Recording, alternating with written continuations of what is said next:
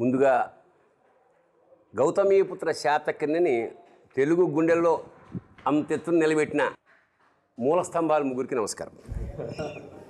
నమస్కారం అన్నయ్య, నేను ఫస్ట్ నిన్నే ఎక్కడో చిన్నప్పుడు 5వ క్లాస్లోనో 6వ క్లాస్లోనో 2-3 లైన్లు గౌతమీపుత్ర శాతకర్ణి అనే రాజు ఇక్కడి నుంచి ఇక్కడ దాకా పాలించాడు అంతే. అంటే అంత మాత్రమే తెలిసిన ఆ కథ మూలాధారంలో చుట్టుకున్న కుండలిలో ఉండేది ఎక్కడో. ఇవాళ మనవాడి కన్నుబడి అది ఇవాళ సహస్రానం దాకా ఎగవాకి విశ్వవ్యాప్తమైంది.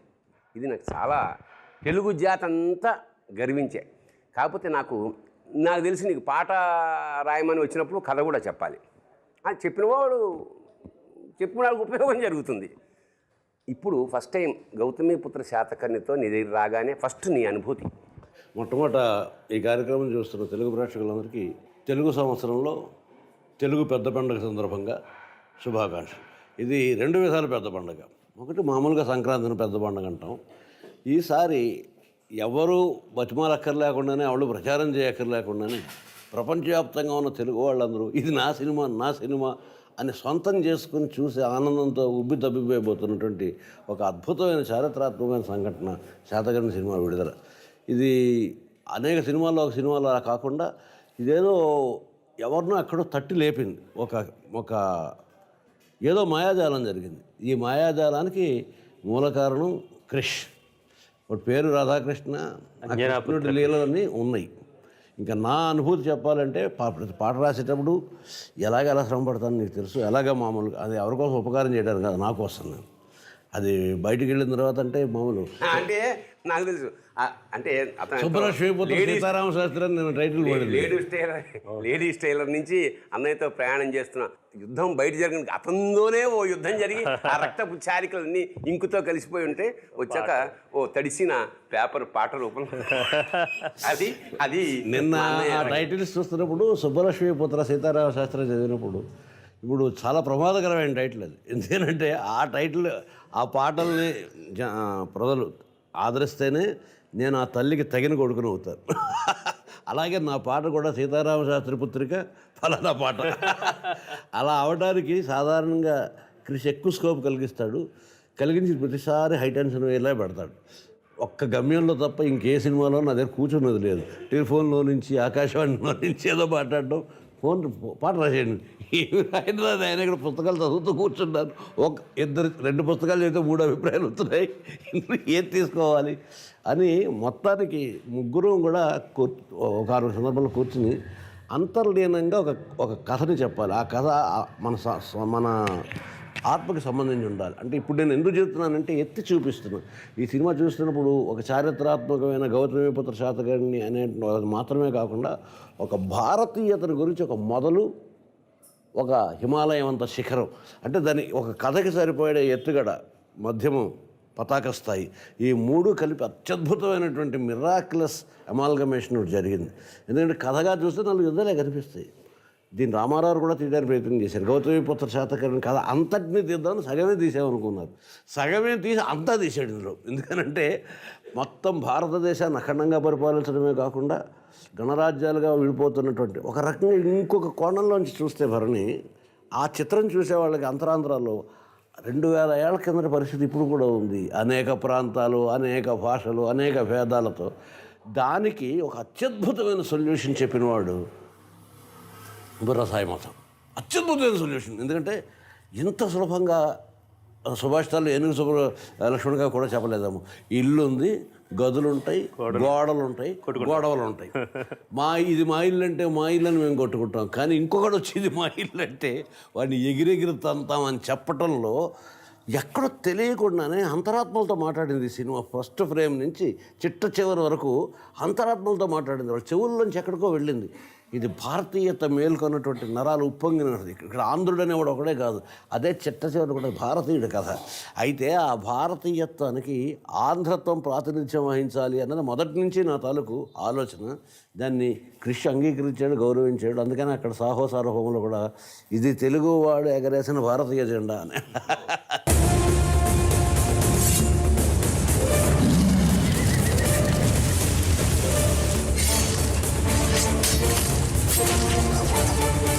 కత్తి కంటేనే నెత్తుటి చారా ఇంకా పచ్చిగానే ఉంది. బాలయ్య మొదటి పంజా నుంచి చివరి లంఘనం వరకు మొత్తం విశ్వరూపం. ఇక నాకు తెలిసి one of the best of his career. శాతకర్ణిని బాలయ్య బాబు కథ చెప్తున్నప్పుడే ఈ సినిమా 100వ సినిమా అన్నప్పుడు ఓపెన్ చేయాలనుకున్నప్పుడు ఆయన్ని చూపించే ముందు ఆయన వాయిస్ తోటి ఓపెన్ చేద్దామని కొంచెం డిజైన్ చేసుకున్నాం.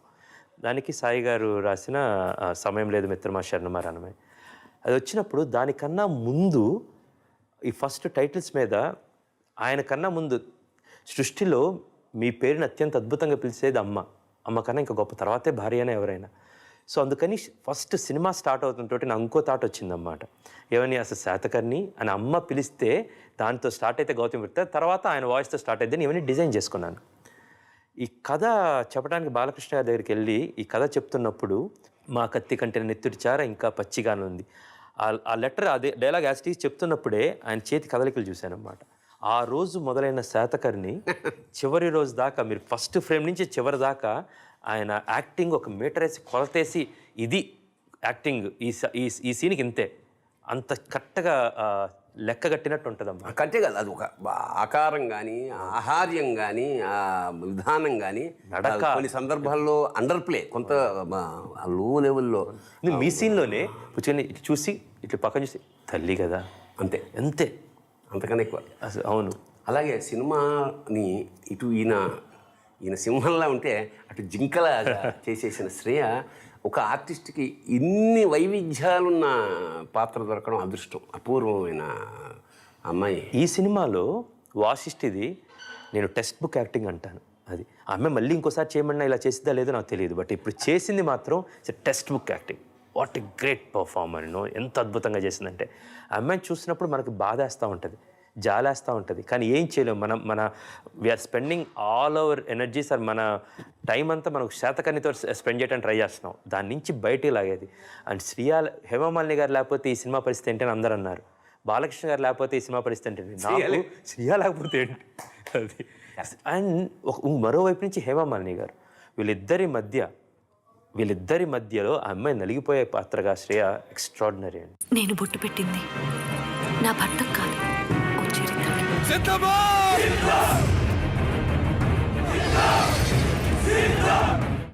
ఆడదాని కడుపున నలిగి వెలుగు చూసిన రక్తపు బుద్ధవి నీకున్న అర్హత నీ తల్లికి లేదా? నేను అగ్రతాంబూలం ఇస్తుంది మా అమ్మకే కాదు, అమ్మకి. మాట పాట బాట ఇది త్రివాణి సంగమం. ఇప్పుడు సాయి మాధవ్, నువ్వు ఇండస్ట్రీకి వచ్చినప్పటి నుంచి నీదైన ఒక ముద్ర కొనసాగుతుంది. అది ఒక యోగం. ఏమిటంటే చాలామంది 100 సినిమాలు రాసినా వాళ్ళు ఉనికి కానీ చాటుకునే అవకాశం లేకని ఇండస్ట్రీ ఇది. చాలామంది వచ్చారు వెళ్ళిపోతుంటారు. కానీ నీకు వైవిధ్యంగా దొరికిన సినిమాలు అవుతేనేమి, ముఖ్యంగా కంచె, ఇలాంటి శాతకర్ణి రాయడం అంటే 10 కంచెలు దాటడం. చాలా ఎక్కువ రచయితగా నీకు తెలుసు. అంచేత కాకపోతే ఏమిటంటే చాలాసార్లు కాంప్లికేషన్స్ని చాలా సింప్లిఫై చేసి అన్నయ్య చెప్పినట్టు రాయగలగడం అనేది ఒక చిత్రమైన విద్య. ఇందాక అన్నయ్య ఆ కథ ఉందే, నువ్వు చెప్పిన కథ, ఆ చీమ కథ ఎవరిది అంటే నేను ఈసప్ కథలు లాంటిదా లేకపోతే నువ్వే సృష్టించావా? లేదు, అది అది కూడా ఎంతసేపు అండి. సాంగ్ వచ్చింది అనుకోకుండా దానికి లీడ్ కావాల్సి వచ్చింది అన్నమాట. అదొక్కటే మొత్తం బౌండ్ స్క్రిప్ట్లో ఉంది. మీరు పలికిన ప్రతి సంభాషణ మీకు 2 నెలల ముందే చెప్పాను నేను. అవునవునవునవును, ప్రతిదీ ఉంది. సాంగ్ జరుగుతూ ఉంది. 1 గంట 2 గంటలకి ప్యాకప్ అవుతుంది అర్ధరాత్రి. 1 గంటకి నాకు ఐడియా వచ్చింది, ఇక్కడ ఇది ఒక కథ కావాలి అని. అప్పుడు సాయి గారికి ఫోన్ చేసి కథ కావాలండి అని రాత్రి ఇద్దరు లేపితే 15 నిమిషాల్లో ఈ కథ చేసి సీన్ రాసి పంపించాడు. అది ఎంత అందంగా ఉందంటే అంటే సైనికుడు నేను ఎంటర్టైన్మెంట్ కోసం సైనికుల్ని ఉత్సాహపరచడానికి సైన్యాధ్యక్షుడు కానీ రాజు కానీ ఇలాగా ఏదో ఉత్సాహం చేస్తాడు. సాక్షాత్తు రాజు అయితే రాడు, సరే సినిమాటిక్ లిబర్టీ అనండి, నిజంగా ఇతను ఉత్సాహం అనండి. బట్ ఈ కథ చెప్పడం అంతరం చూశాక షాక్. నిజంగా ఎంత ఉత్సాహం కలుగుతుందో మనకంతే ఉత్సాహం ప్రేక్షకుడు. నేను అన్నయ్యని అడిగాను, ఈ కథ సొంతంగా రాశాడా లేకపోతే ఎక్కడన్నా ఈసప్ కథలా అక్కడంటే లేదు సొంతంగా. అప్పుడు నేను అన్నాను, బుర్రా మాధవ్కి ఇంటి పేరులోనే కాదు సొంతంగా కూడా ఉంది. బుర్రా ఇంట్లోనే. ఇప్పుడు ఇలాంటి సినిమా మీద రాయడంలో నువ్వు పడ్డ కష్టము ఆనందం అంటే గురుగారు కష్టంగా అయితే ఎప్పుడు అనిపించలేదు గురుగారు. ఆ క్యారెక్టర్స్ అది అంటే నేను అనేది ఒక ఇంత స్కోప్, ఇంత సినిమా, ఇంత పాత్రలు, ఎందుకంటే ఇవి హ్యూమన్లీ మామూలు మానవ కన్నా పెద్దవి కదా అన్ని పాత్రలు, విధానం పెద్దది, స్కోప్ పెద్దది. అలాంటప్పుడు మనం పెద్దగా అంటే ఆలోచన పెద్దగా విశ్వరూపాన్ని గురించి రాయాలి. అది సామాన్యుని రిక్షావాడి జీవితం కాదు కదా. క్లైమాక్స్ రాసేటప్పుడు మాత్రం క్లైమాక్స్ కొంచెం బాగా కష్టం అనిపించింది గురుగారు. అంటే ఫస్ట్ అసలు డెమిత్రియస్ అనేవాడితో క్లైమాక్స్ వాడు పడిపోయిన తర్వాత వాడు మాట్లాడాలా వద్దా, మాట్లాడితే ఎలా ఉంటుంది ఒక వెర్షను, మాట్లాడకుండా ఎలా ఉంటుంది ఒక వెర్షను, దానికి నాకు తెలిసినంత వరకు ఒక 25 వెర్షన్స్ రాయటం జరిగింది గురుగారు. అక్కడ ఆ క్లైమాక్స్ మాత్రం బాగా అయింది. రాయలేకపోతున్నానే అంతకుముందు ప్రతి సీను కూడా చాలా వెర్షన్స్ రాసాం. ప్రతి సీను చాలా వెర్షన్స్ రాయటం జరిగినా కూడా ఇది రాయలేనేమో అనే భయం మాత్రం నాకు కలగదా. అలాగే మన హేమమాలిని పాత్రని అంటే గౌతమి పుత్ర అనే అసలు కీలకమైన అంశాన్ని ఎలివేట్ చేయడానికి ఉపయోగించిన ఆ సీన్ ఏదైతే ఉందో, వచ్చి స్త్రీ పైగా విధవ, వీడిని అగ్రపీఠం మీద కూర్చోవచ్చు అన్న ఆ సీను నిజంగా సెకండ్ హాఫ్లో ఒక్కసారి సినిమా అలా పైకి ఆవిడని ఎంత ఎత్తులో కూర్చోబెట్టారో సినిమా మానసికమైన అంటే ఆడవాళ్ళు ఒక్కసారి మావిడికే చూసా, అక్కడ కూర్చున్న వాళ్ళందరూ గర్వంతో క్లోజులు వేస్తాడు అందరివి. అప్పుడు మావిడి క్లోజ్ కూడా వేశారు. చూసావా నన్ను ఎక్కడ కూర్చోబెట్టాల్సిన ఇప్పటికైనా తెలిసిందా అనే స్థితిలో మొత్తం స్త్రీ జాతి అంతటికి అది ఆ సీను చాలా అసలు నీ అనుభూతి చెప్పు దాని గురించి. గొప్ప సీన్ రాసే అవకాశం వచ్చింది గురుగారు. ఈ సినిమాలో అన్ని సీన్స్ గొప్ప సీన్సే. అది పర్టికులర్గా రాసేటప్పుడు అంతకుముందు ఆల్రెడీ ఒక వెర్షన్ రాయడం జరిగింది. అది ఓకే, డైరెక్టర్ గారు కూడా అది చాలా బాగుంది అన్నారు, ఓకే అన్నారు. తీరా అక్కడికి వెళ్ళిన తర్వాత ఇంకేదో కావాలనిపించి అది మహేశ్వరంలో చేశారు. అది చేసినప్పుడు కరెక్ట్గా రేపు షూటింగ్ కనుక ఇవాళ చెప్పారు, అది ఇట్లా కాదు, ఇది ఓకే బాగానే ఉంది, ఇంకేదన్నా ఉంటే బాగుంటుంది అని చెప్పేసి అందులో ఒక 2 డైలాగులు మాత్రం ఉంచి మిగిలినంతా మళ్ళీ ఫ్రెష్గా రాయాలి. ఆ ఫ్రెష్గా రాసేటప్పుడు ఇప్పుడు వచ్చింది గురుగారు.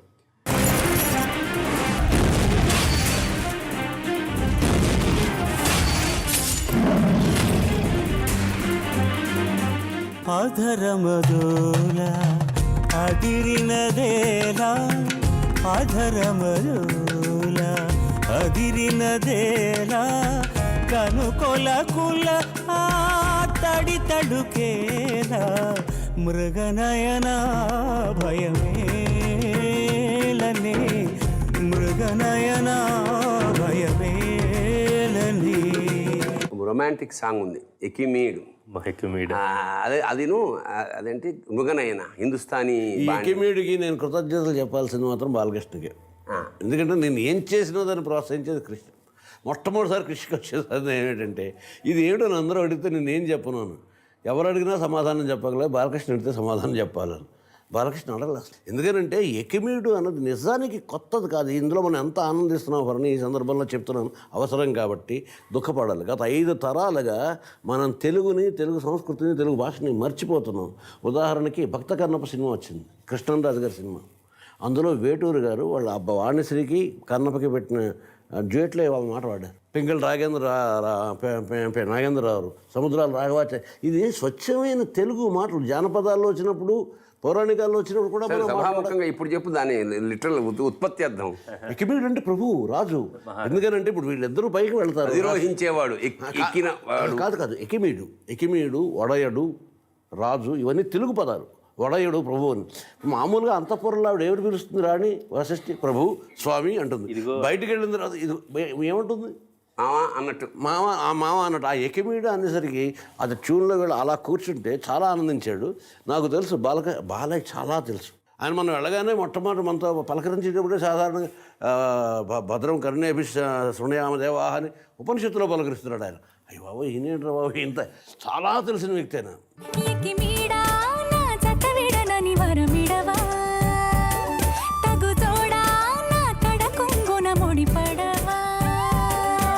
సుకుమారి నీ సొగసు సిరులు నన్ను నిలువెల్లా పెనవేసుకుని, మహారాజు నని మరిపించే నీ మహత్తులో పడి బందీ నయ్యానే ఇటల్తానే. బుర్రా నువ్వు ఈ సినిమా మొత్తంలో ది బెస్ట్గా నేను సాటిస్ఫాక్షన్ అయ్యాను అన్న సీన్ అంటే అన్నీ ఉన్నాయనుకో, అన్ని గొప్ప సీన్లే కాదనగా నువ్వు బాగా ఎంజాయ్ చేసింది. ఏనుగు వెనక ఏనుగు, ఏనుగు వెనక ఏనుగు అని చెప్పే సీను, అలాగే శాతకర్ణి వాసిష్ఠి వీళ్ళిద్దరూ ఏకాంతంగా గడిపేటువంటి సీన్స్, ఆ సీన్స్ అన్నీ కూడా నాకు చాలా నా కుమారుడు రణరంగం, నా కుమారుడు కూడా ఉన్నాడు. అదే అది ఆయన చెప్తుంది. ఆత్మ శరీరాలతోటి మగవాడికి మాతృత్వానికి మగతనానికి దేహాత్మలతో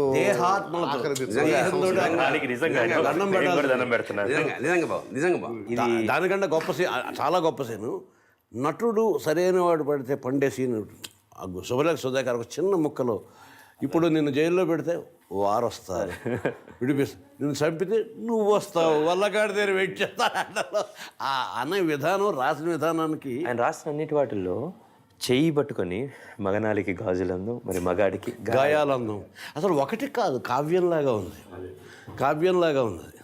మా జైత్రయాత్రను గౌరవించి మా ఏలుబడిని అంగీకరించి మీ వీరఖడ్గాన్ని మా రాయబారికి స్వాధీనం చేసి మాకు సామంతులవుతారని ఆశిస్తున్నాము. సమయం లేదు మిత్రమా, శరణమా రణమా. మీరు కడుపున మోసింది మనిషిని కాదు, మారణ హోమాన్ని, మహాయుద్ధాన్ని.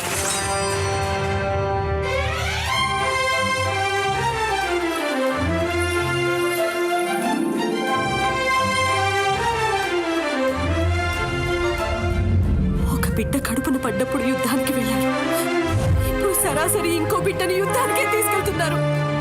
మీరు మనిషేనా? కూర్చుని నలుగురు రచయితలు ఒకటి చెప్పకపోతే మాత్రం నాకు అన్యాయం అవుతుంది. చాలా ఇంటర్వ్యూలు ఉన్నాయి సినిమాలు. కత్తికి పంచభూతాలతోటి అన్వయించాడు అది, అది అసలు ఊహాతీతం. ఖనిజం ఎప్పుడూ నిజంతో కలిసి ఉంటుంది, లోహం ఎప్పుడు అబద్ధం చెప్పదు, మట్టి పుట్టుకనిస్తుంది, అగ్ని నిప్పు పుటం పెడుతుంది, నీరు ఆరబెడుతుంది, గాలి ఆవిరి చేస్తుంది, ఆకాశం ఆయువు పోస్తుంది. ఇది పంచభూతాలు చేసిన అసలు ఇంతకంట అద్భుతమైన కవిత్వాన్ని ఇటీవల కాలంలో ఎప్పుడైనా విన్నామా? అంటే దానికి కవిత్వానికి ఏమి ఒక రూపం లేదు, ఇలా పద్యంలో రాస్తేనో పాటలో రాస్తేనో లేదు, ఆ గుండెల నుంచి ఖనిజం నిజంతోటే ఉంటుంది అన్నమాట. మనిషిలా దీనికి సొంత బుద్ధి ఉండదు. లోహం ఎప్పుడు అబద్ధం ఆడదన్నది అంటే ఇది చెప్పకపోతే మా కూడా ఆవిడ పట్టించుకుంటాడు, అక్కడ గ్లామర్లు అవి కనిపిస్తుంటే. అదే అంటే ఇక్కడ ఇది ఈ సినిమా ప్రత్యేకత ఏమిటంటే పాలు నీరు అలా అన్ని విభాగాలని సాటిస్ఫై అవుతున్నారు. అది వచ్చింది అంటే పాటు అలాంటిది మాట, ఇటు విజువల్స్ అలాంటిదే. నిన్నే కన్నా పుణ్యం కన్నా ఏది మిన్న కాదనుకున్న జననికి జన్మభూమి వాక్యం, నిన్నే కన్న పుణ్యం కన్న ఏది మిన్న కాదనుకున్న జననికి జన్మభూమికి తగిన తనయుడు అన్న మన్నన పొందరు. నిజాన్ని రేపు పొద్దున ఎవరినైనా ఆశీర్వదించాల్సి వస్తే ఈ వాక్యంతో ఆశీర్వదించాలి. దీర్ఘాయుష్మాన్ భావం అవసరం లేదు. ఎందుకు బతికి ఏం చేస్తాడు?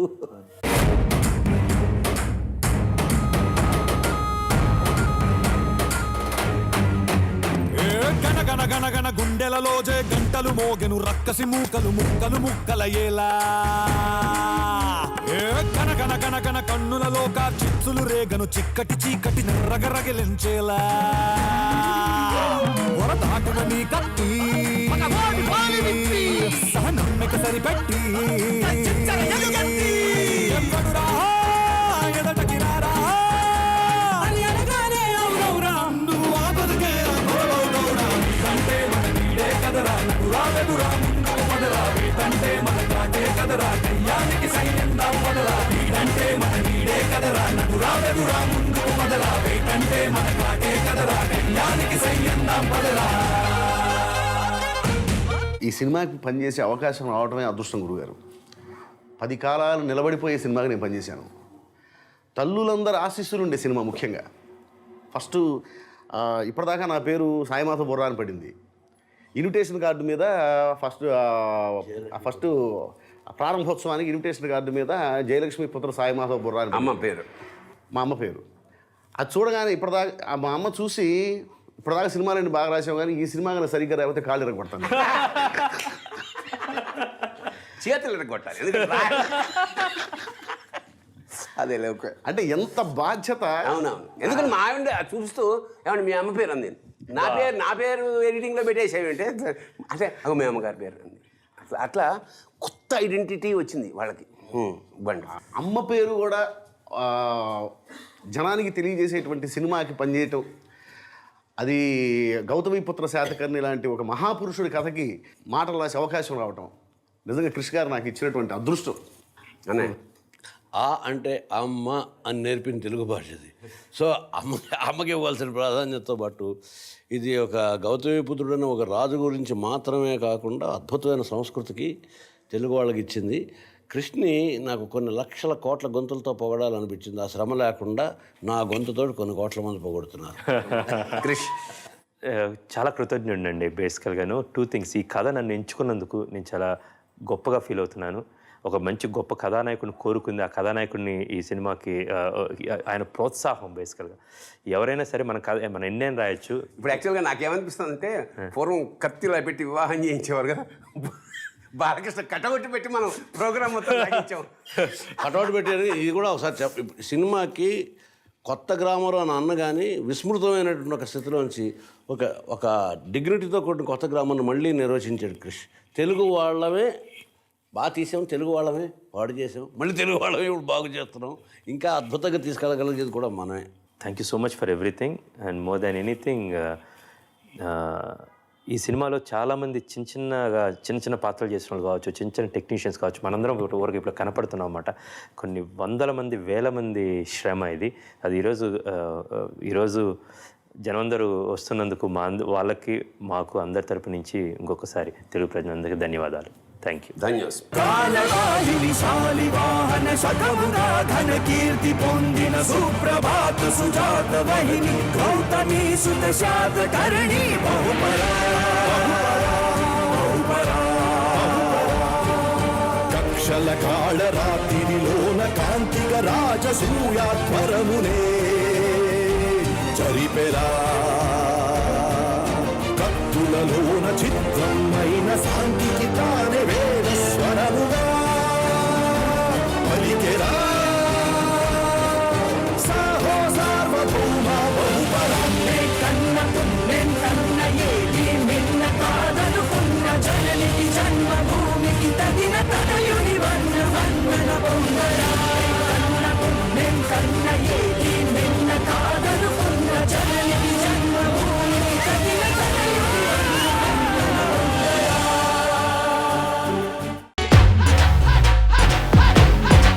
ATM not working. ఇది పచ్చి తెలుగు సినిమా.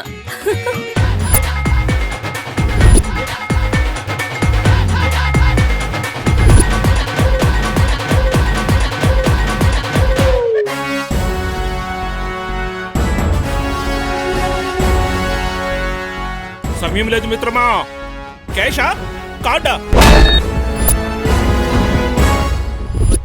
వచ్చేస్తుందో